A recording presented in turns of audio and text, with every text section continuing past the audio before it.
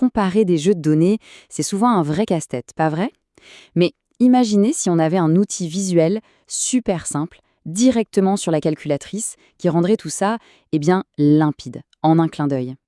Donc la grande question, c'est ça. Comment on fait pour visualiser et surtout rapidement les différences entre deux paquets de données?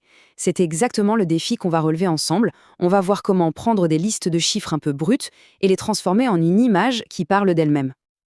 Et cette solution, elle a un nom un peu sympa, le diagramme en boîte, qu'on appelle aussi la boîte à moustache. Le principe est génial. Il va résumer toute une série de données avec juste 5 valeurs clés. 5 chiffres qui nous disent tout, le minimum, le maximum, et surtout où se trouve le cœur des données. Honnêtement, beaucoup de graphiques sur les calculettes, c'est un peu des gadgets. Mais celui-là, c'est un vrai couteau suisse, surtout pour les comparaisons. Alors, voilà le plan. D'abord, on va piger le principe. Ensuite, on passe à la pratique. La méthode sur Casio, puis la méthode sur TI. Après ça, on apprend à lire le diagramme et on termine avec le meilleur, le verdict visuel. Allez, on se lance. Le défi, en apparence, il est simple. On a 2 séries de chiffres, bruts de décoffrage, et le but, c'est d'en tirer une comparaison qui a du sens. Voyons un peu comment nos fameuses boîtes à moustaches vont nous donner un coup de main. Ok, les voici, nos 2 séries de données. Franchement, à première vue comme ça, c'est difficile de dire grand-chose, non? Laquelle est la plus éparpillée? Laquelle a une valeur centrale plus haute? Pas évident. Gardez-les bien en tête parce que tout de suite, on va les faire parler. Bon, on commence avec le premier cas de figure, la calculatrice Casio. On va prendre la graphe 35+.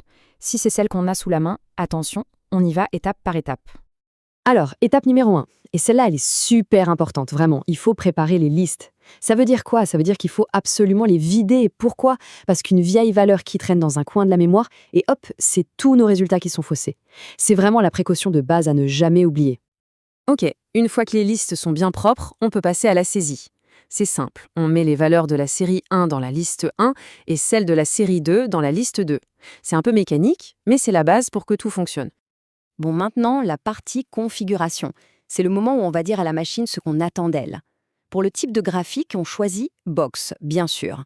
Et le point crucial, c'est de bien assigner la liste 1 au graphique 1 et la liste 2 au graphique 2. Parce que si on se trompe là, on risque de comparer une série avec elle-même, ce qui, on est d'accord, n'a pas grand intérêt. Allez, dernière étape sur la Casio, on va dans le menu de sélection pour tout simplement allumer nos 2 graphiques. On vérifie bien que StatGraph 1 et StatGraph 2 sont sur On, on appuie sur Draw, et voilà, la magie opère et le visuel apparaît à l'écran. Parfait. Maintenant, on change de crèmerie. Si on fait partie de la team Texas Instruments, voilà comment ça se passe sur une TI 83. On va voir, la logique reste exactement la même, ce sont juste les boutons qui changent un peu de place. Et sans surprise, on commence par quoi? Exactement pareil que sur la Casio, on vide les listes. C'est le réflexe numéro 1. On utilise la fonction Clear List pour être sûr de partir d'une page blanche. Vraiment, c'est une étape qu'il ne faut jamais sauter. Après ça, direction l'éditeur de statistiques pour entrer nos données. Pas de surprise, la série 1 dans la liste L1, la série 2 dans la liste L2. On garde la même logique. Pour la configuration sur la TI, le lieu magique, c'est StatPlot. On va sur le plot 1, on l'active, on choisit le type boîte à moustache et on lui dit de piocher ses infos dans la liste L1. Et on fait exactement la même chose pour le plot 2, mais avec la liste L2, bien sûr. Le plus important, c'est que chaque graphique soit bien relié à la bonne liste de données. Ah, et petite astuce qui peut sauver la mise, on appuie sur Graphe et rien. Écran noir. Pas de panique, dans 99% des cas, c'est juste un problème de fenêtre. Il suffit d'aller dans le menu Window et d'ajuster un peu les valeurs. Par exemple, on met Xmin à 0 et Xmax à 12, et hop, magie, les graphiques devraient apparaître comme il faut. Bon, c'est super. Maintenant, on sait comment faire apparaître ces diagrammes sur les 2 types de calculettes. Mais la vraie question, c'est qu'est-ce qu'on en fait? Qu'est-ce que ça nous dit? Allez, on passe au décodage.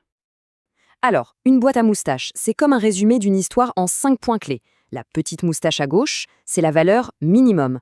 Le bord gauche de la boîte, c'est le premier quartile. Ça veut dire que 25% des données sont plus petites que cette valeur.